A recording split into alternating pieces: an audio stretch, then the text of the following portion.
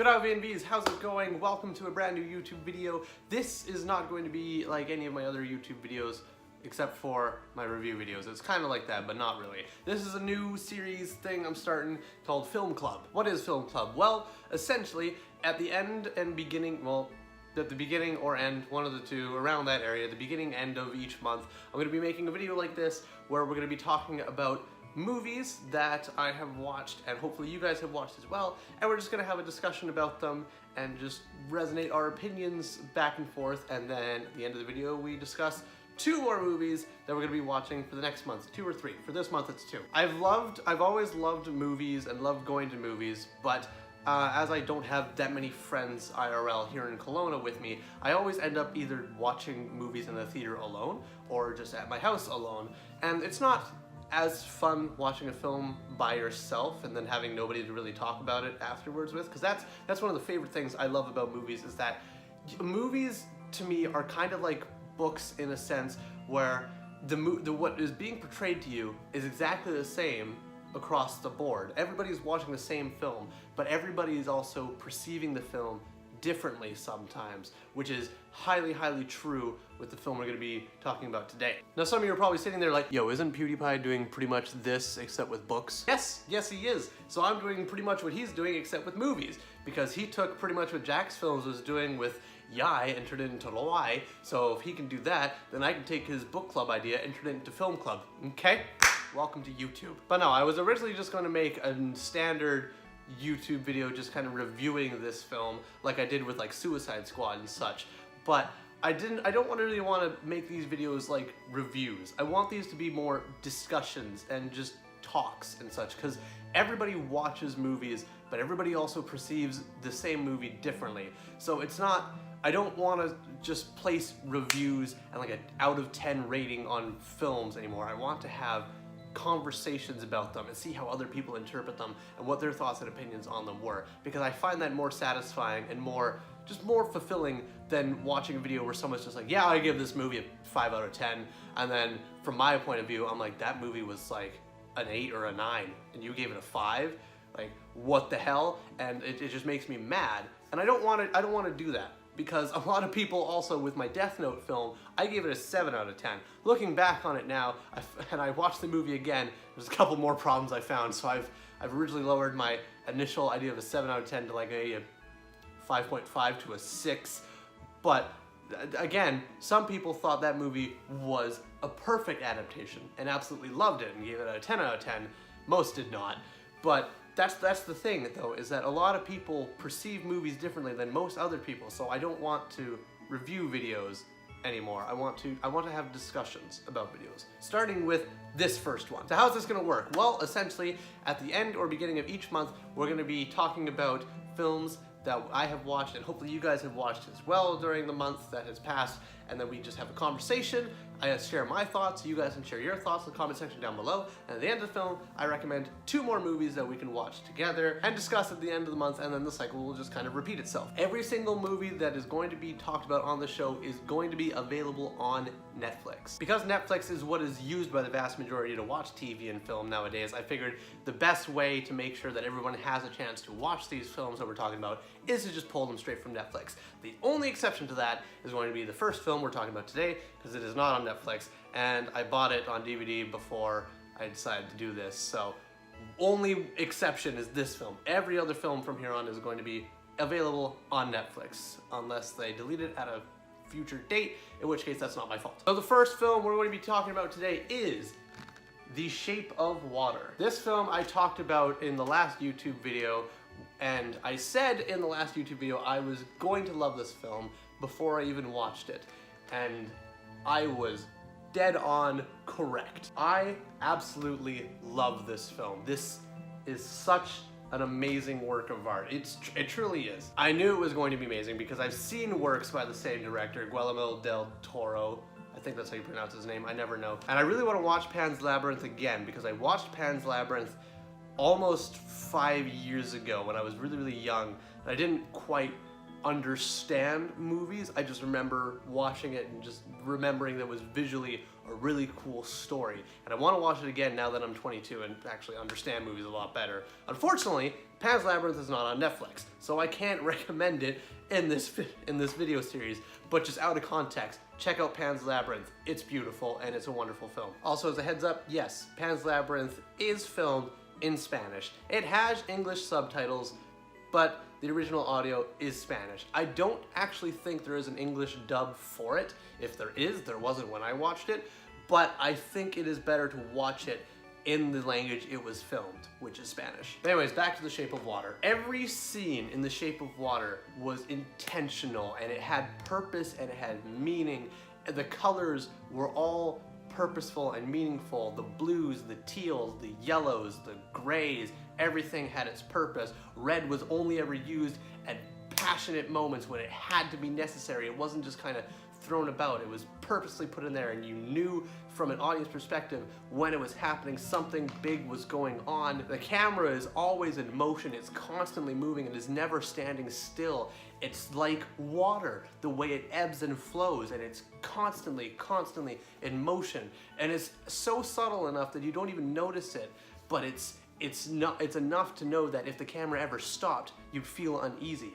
And it never stops. It keeps constantly going back and forth. The music right off the get-go, you know this is not going to be music that you forget. It's not like Marvel movies nowadays where you watch them and they're great, but you don't remember the music from them. The music's not important. This one, it was so glorious. And the music had human element. It had whistling. How many movie scores nowadays have human elements like whistling in their theme music? The primary actors are just phenomenal in the roles, and it really sold me even more so on the story. And the story is just beautiful. It's an absolute work of art. The way everything pieces together, the way everything ebbs and flows like water, and how it just comes together at the end is such a beautiful piece of work. A lot of people will look at this film and they'll say, oh, it's a monster movie, that's gonna be fun. But this isn't a monster movie. It's a love story, and it's a beautiful one at that. Does it have a monster in it? Yes,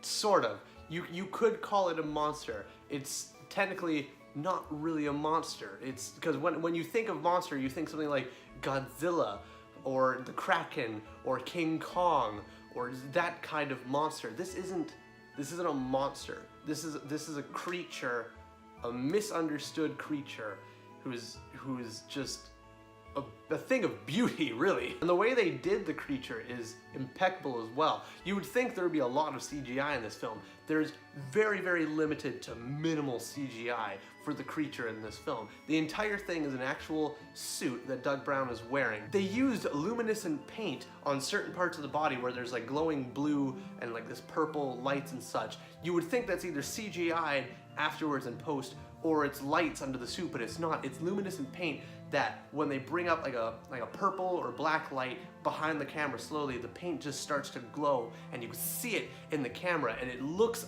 absolutely gorgeous. And every character's atmosphere and every character's room had certain colors and feelings that really sold it on the characters. Like the main character's her apartment is different shades of blue and teal and light blue and water, and it's beautiful, and it's kind of happy. It shows life and just passion and meaning. And then her neighbor's room, it's like a dull yellowish brown, and it's nothing. It's very warm. It's very welcoming. And then like the antagonist, their house, it's very dull with like a very bland yellowish orange. It's not welcoming like the neighbor's room. It's very boring and plain and bland. And then the facility they work in, it's all gray and black, and everything, it just has so much purpose and meaning, and it's an absolute thing of beauty and a work of art. When I watched this movie, I was on my break at work during my split shift. Most people at work, because our shifts are split shifts, they go home. But because I work in an entirely different town than this one, which is an hour away, I don't have time to go home between shifts, so I just sit in the break room and do things on my laptop. So we were beginning our split shift, and I pulled this movie out of my backpack, and one of my coworkers looked at me and she was like, "Oh, yeah, I saw that movie in theaters. That was a weird movie." And I was like, "Oh, okay, cool. I haven't watched it yet, but I'm gonna try it now." And my other coworker came in, she was like, "What movie?" And I was like, "The Shape of Water." And she was like, "Oh yeah, me and my boyfriend went to watch that. Didn't like it. It was weird. It was a strange thing." And I was kind of nervous at that point, because I was like, huh, both of these coworkers really didn't like this movie. My hopes are kind of starting to drop. But regardless, I threw the movie into my laptop, put my headphones in, watched it start to finish, loved it. It was absolutely beautiful, and I'd highly recommend anybody who just loves movies and loves love stories. This is a great movie, and I highly recommend you check it out. But that's the thing I was talking about in the earlier part of today, about how a lot of people will watch the same movie, but not everyone will watch the same movie. A lot of reviews on The Shape of Water are 10 out of 10. They think it's an absolute beautiful work of art. But there is also a lot of reviews that say it's a 1 out of 10 and it's an absolute garbage fire. I mean, everyone has their own opinions, and I can see why a lot of people would not like this movie.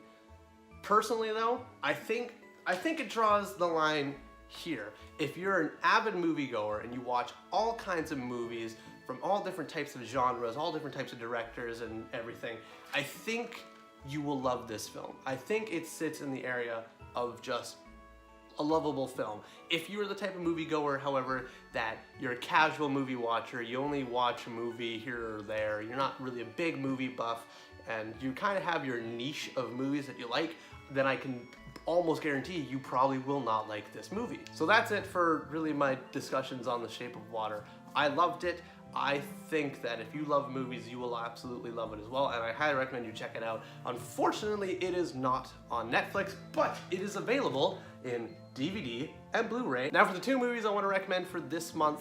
If you've already seen these movies, great, fantastic, no work for you, and just wait for the next film to have your discussions about them. If you haven't seen these next 2 movies, I highly recommend you watch them. They are both available on Netflix as of recording this video. First movie I really want to watch for this month is Logan.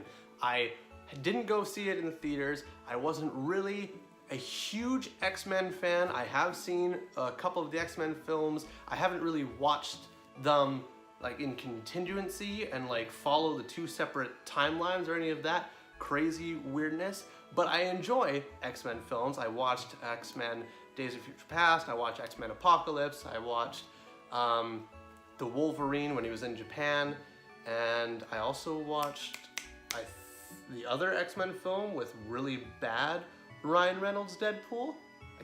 Maybe I already mentioned that one. I can't remember what that one was cost, but I watched that one. And as far as I can tell, Logan doesn't seem like the movie that like you need to be up to date on the timeline or the 2 separate X-Men franchises and stuff like that to really get the movie.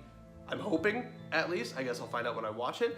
But I've heard nothing but great things about it, and I've heard that like not only is it just a great superhero movie, but it's also just a great movie without the superhero element, which is really exciting to me, because a lot of superhero movies nowadays are just strictly about superhero stuff, and nothing really has like personal, like in-depth detail stuff besides the superhero thing anymore. So I'm very excited to watch Logan and really see what I get out of that. And the second film we're going to be nominating for everybody to watch is Ex Machina. This is a really, really old film, and I know a lot of people have probably already watched it. It's referenced everywhere, and I have never seen it. I've just never taken the time to sit down and watch it, but I've decided, you know what the hell, let's sit down and watch it. And maybe, hey, if you haven't watched Ex Machina either, now is your chance to actually watch it with us. So next month's video is going to be basically reviewing and having a discussion about these 2 films, and at the end of that film we will nominate an additional 2 or 3 movies also on Netflix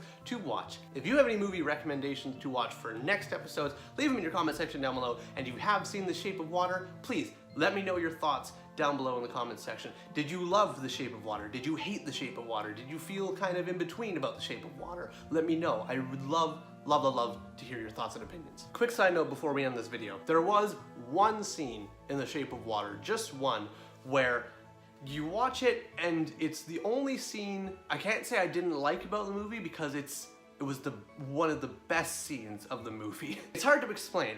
Basically, the way the movie works, everything from start to finish in this movie is believable.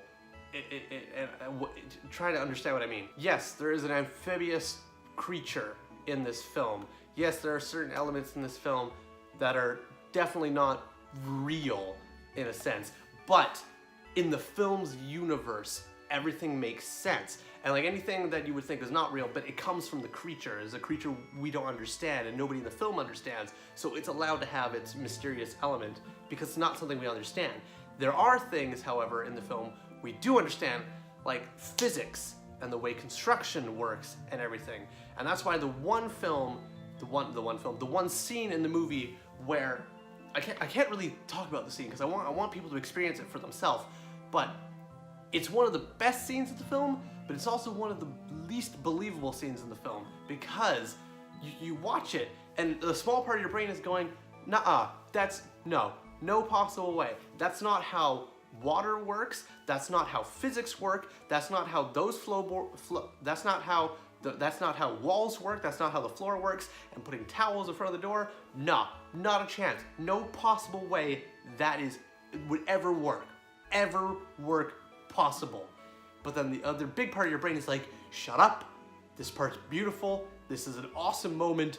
Shut up. Let me enjoy this part of the movie. And you'll know it when you see it because, like I said, it's such a beautiful shot. It's such a beautiful moment. But in the realm of the movie's universe, it's one of the most non-believable parts of the film, and it has nothing to do with the amphibious creature. And that's the only reason why. If it had to do with the amphibious creature, then I could be like, oh, okay, it's that mystic element of the amphibious creature. You can kind of be okay with that because we don't understand the creature and its powers.